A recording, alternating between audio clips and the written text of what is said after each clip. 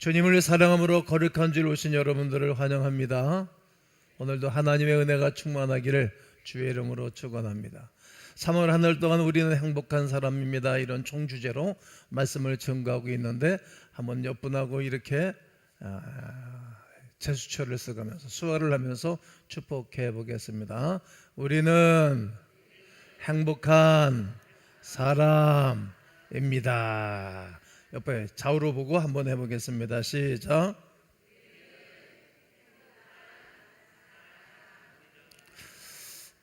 첫째 주에 했던 설교를 여러분 기억하십니까? 어떻게 우리는 행복할 수 있을 것인가? 그 첫 번째는 재물과 소유에 있지 아니하고 좋은 관계에 있다. 좋은 이웃과 좋은 관계, 하나님과 좋은 관계 속에 있을 때 인간은 행복해집니다. 그리고 두 번째는 하나님과 화평하고 다른 사람과 화평할 때 행복이 있습니다. 이런 말씀을 증거했고, 그리고 세 번째는 행복을 빼앗는 죄의 속임수에 넘어가지 말아라. 그래야 행복하다라고 말씀을 전했습니다. 그리고 지난주에는 어떻게 행복할 수 있겠습니까? 이 말씀 가운데 예수님은 산상순을 통하여서 우리가 팔복에 대해서 말했습니다. 복이라는 말은 마카리오스, 행복한 이런 뜻으로 우리 주님이 말씀하셨기 때문입니다. 그리고 행복을 계획하고 설계해야 된다라고 말씀을 드렸고, 하나님의 말씀을 받고 모래 위에 지은 집을 짓는 사람은 창수가 나고 어림이 왔을 때 다 쓸려 지나가지만 반석 위에 예수 그리스도의 터 위에 세우고 이 땅을 살아가면 반드시 하나님이 함께하사 행복한 사람이 됩니다. 그리고 오늘은 여러분들이 좋아하는 돈에 대한 이야기입니다. 여러분 돈 좋아하는 분 다 좋아하시죠? 돈 나는 돈 별로 재미없어요. 그런 마음으로 손 들어오시죠. 이게 잘 안 보여가지고 서치 때문에. 다 손을 안 드시는군요. 돈 좋아하시는군요. 여러분들이 그렇게 좋아하는 돈에 대한 이야기를 하려고 합니다. 별로 안 좋아하시는 것 같으네. 설교자도 돈에 대한 얘기를 오늘 하는데 때로는 이런 설교자들이 얘기를 하고 있어요. 돈으로 여러분 행복할 수 있습니까? 돈 적당히 쓰면 되지. 돈과 행복은 아무런 관계가 없다. 이런 설교를 합니다. 그러면 성도들이 아멘을 하지만 안 그런데 돈이 좀 있어야 되는데 설교자도 설교를 그렇게 하지만 좀 많이 있으면 좋겠다. 그런 마음이 있어요. 신학대학에서 그 목회자들을 대상으로 하는 평생 교육을 공부하는데 설문을 한 거예요. 통계를 내놓으라고. 당신이 제일 행복할 때는 어느 때입니까? 거기다가 예시를 단 거예요.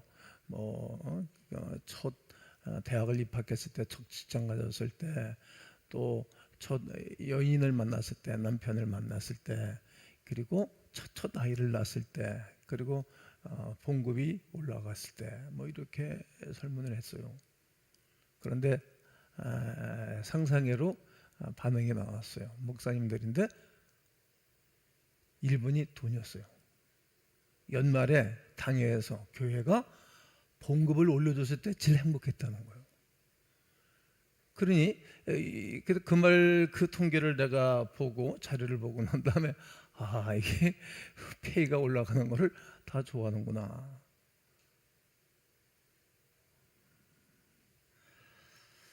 현대인들은 생각합니다. 나를 행복하게 만드는 것은 바로 돈이야. 돈이 행복을 만들 수 있다라고 생각합니다. 실제로 돈과 행복은 어떤 관계가 있을까요? 반드시 관계가 있지 않습니까?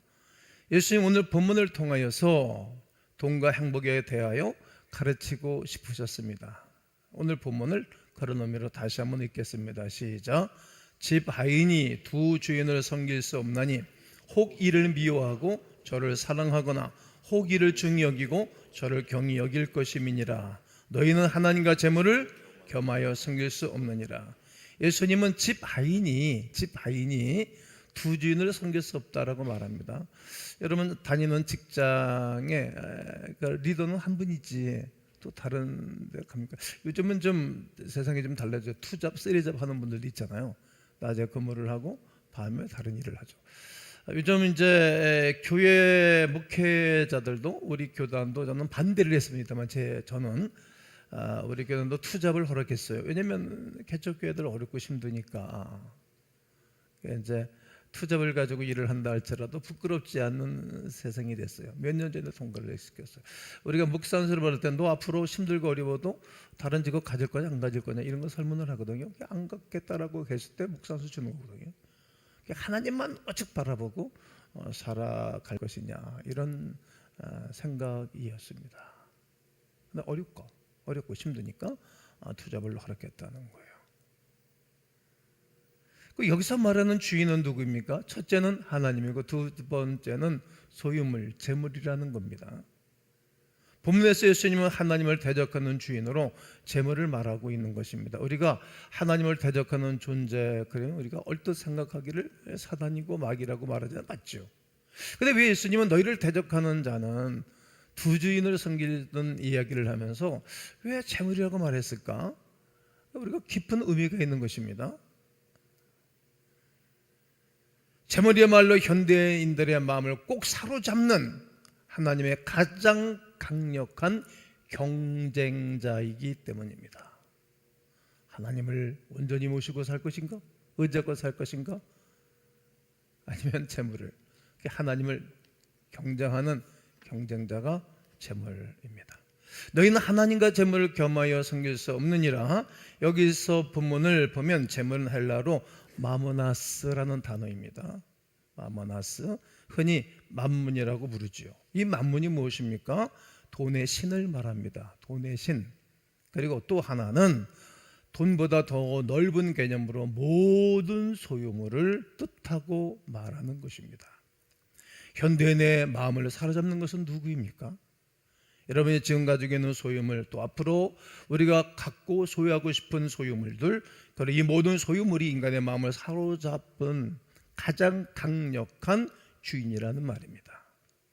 하나님을 대적하는 가장 강력한 반대자는 사단이나 죄가 아니라 재물, 즉 소유물이 우리의 마음을 장악해서 하나님과 경쟁하는 상대가 될 것을 예수님은 말씀하신 것입니다. 2000년 전에 제자들도 그랬고 현대인들도 그러한 것입니다.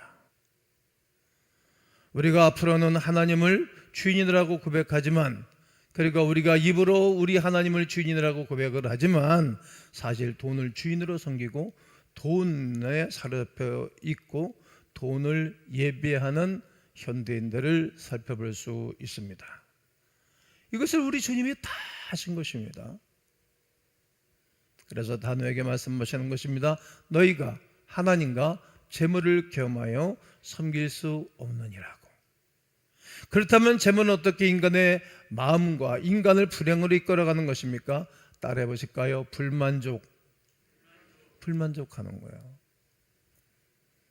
재물은 우리 안에 끊임없이 불만족을 일으킵니다. 깊은 바다를 그 무엇을 가지고도 메꿀 수 없는 것처럼 우리의 마음을 그 어떤 것으로도 메꿀 수 없는 것입니다. 불만족하는 거예요. 이것이 우리를 불행으로 이끌어가는 것입니다. 돈과 불행을 연결하는 단어가 있습니다. 그 연결하는 단어가 무엇일까요? 조금만도입니다. 돈에는 조금만도가 따라붙는 것입니다. 현대인들이 돈을 많으면 많을수록 좋다고 생각하는 건 아니겠습니까?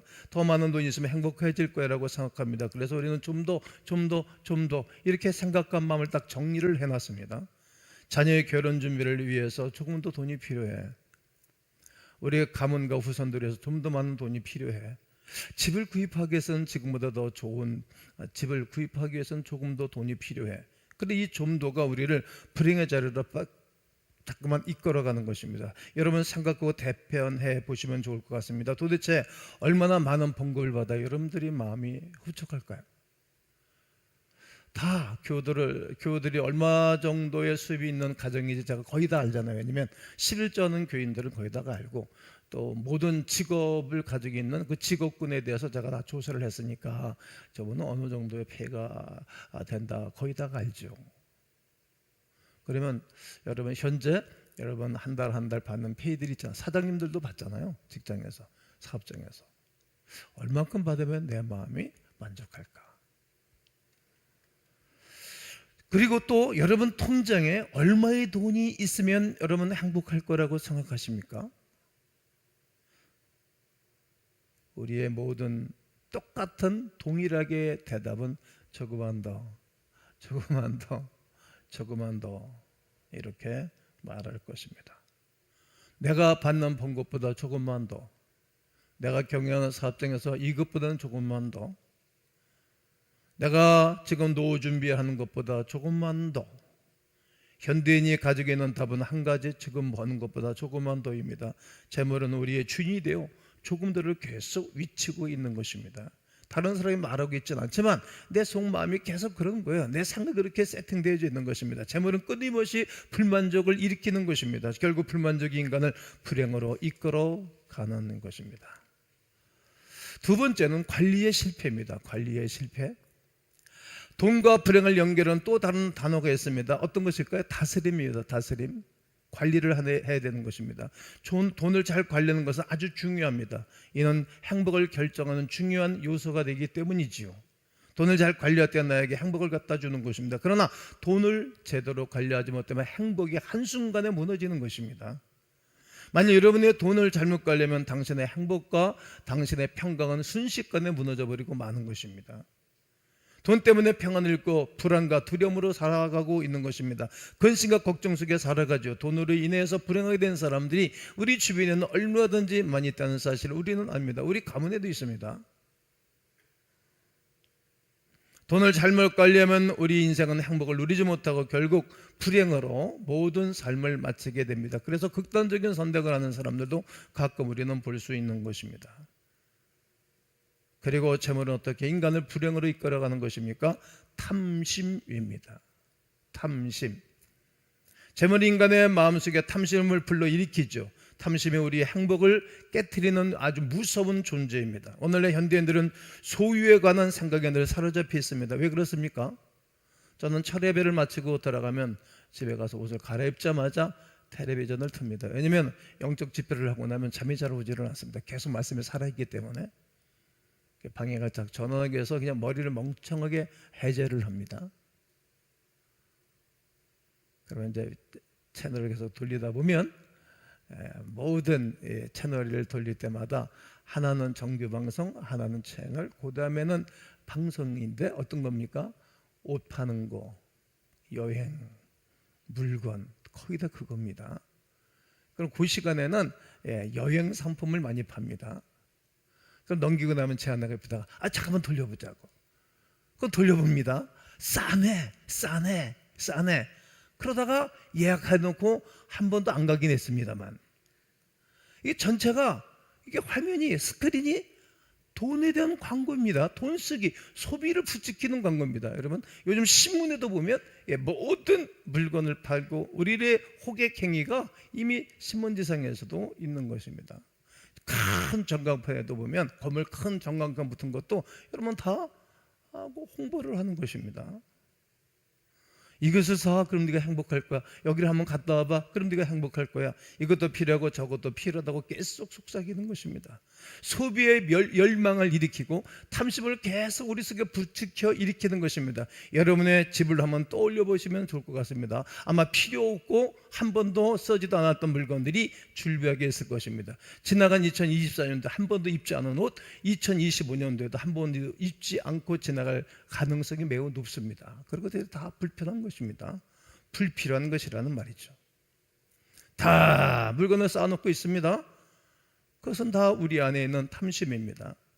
탐심은 우리가 가진 것에 대해서 만족하지 못하게 하는 것입니다. 더 가져야 된다는 마음을 계속 부추기는 것입니다. 이것이 불행의 삶을 살게 하는 것입니다. 재물은 또한 어떻게 인간을 불행으로 이끌어가는 것입니까? 빚입니다. 빚. 재물을 주인으로 섬기면 내 안에 계속 탐심이 일어나지요. 탐심에 사로잡힌 사람은 항상 새로운 것을 사야 됩니다. 새로운 것을 원하는 것입니다.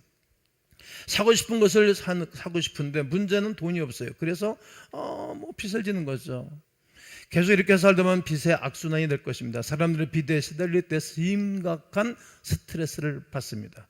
우리 중 누구라도 빚이라는 것에 압박을 받고 싶지 않은 사람은 없을 것입니다. 그러나 나도 모르는 사이에 압박을 받게 되는 것입니다. 그래서 나중에는 견디다 못해 극단적 선택을 하는 사람들도 봤습니다. 빛이 우리 인생을 파멸시키고 불행하게 만드는 가장 중요한 요소라는 것을 알게 됩니다. 재물을 주인으로 섬기는 사람은 불만족, 그리고 관리의 실패, 탐심, 그리고 빛의 늪으로 빠져들어가는 네 가지를 소개해 드렸습니다. 점도를 외치고 관리에 실패하고 탐심에 사로잡혀 늘 새로운 것을 삽니다. 빚을 지고 빚을 갚기 위하여 안절부절 살아가는 것이 현대인들의 모습입니다. 그러면 우리가 어떻게 우리 인생을 하나님은 행복한 사람으로 이끌어가기를 원하시는가? 그 첫째는 드리라는 거예요. 누구에게? 하나님께 드리는 삶을 사는 것입니다. 하나님으로부터 우리가 창조되어졌고 하나님으로부터 우리가 받은 복이 엄청나게 많지 있지 않습니까? 드리는 거예요. 먼저 하나님께 드리는 사람은 나의 주인이 하나님임을 고백하는 거예요. 이 땅의 창조자가 하나님임을 고백하는 것 아니겠습니까? 예수님이 우리에게 두 주인을 동시에 섬길 수 없다고 분명히 본문은 말합니다. 지금까지 재물의 나를 다스리는 주인이었다면 이젠 주인을 바꿔야 되겠죠. 속이는 주인, 이상한 주인, 우리가 경배할 수 없는 주인을 이제 버리는 거예요. 주인을 바꾸는 거예요.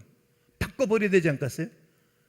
내 삶을 하나님께 전적으로 맡깁니다. 이렇게 주여 나를 다스려 주옵소서. 주여 부르짖어 기도합니다. 하나님을 나의 주인으로 인정할 때 우리가 행복할 수 있는 것입니다. 다윗은 그가 왕이 되고 엄청난 하나님의 은혜를 받고 난 다음에 이런 고백을 했답니다. 한번 역대상 29장 10절로 11절을 읽겠습니다.